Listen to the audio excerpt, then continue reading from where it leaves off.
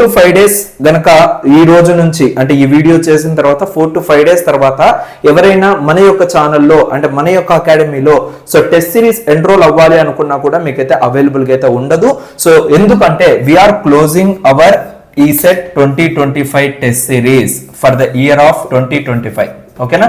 So 2025 లో like అంటే ఇంకా ఈసెట్ ఎగ్జామ్ దగ్గరకు వచ్చేసింది. సో ఆ దగ్గరకు వచ్చిన ఎగ్జామ్ అప్పుడు అంటే ఇంకొక 10 days లో ఎగ్జామ్ ఉంది అంటే ఆ 10 days గ్యాప్ లో మీరు ఈసెట్ టెస్ట్ సిరీస్ తీసుకుంటే ఏం యూజ్ ఉంటుంది?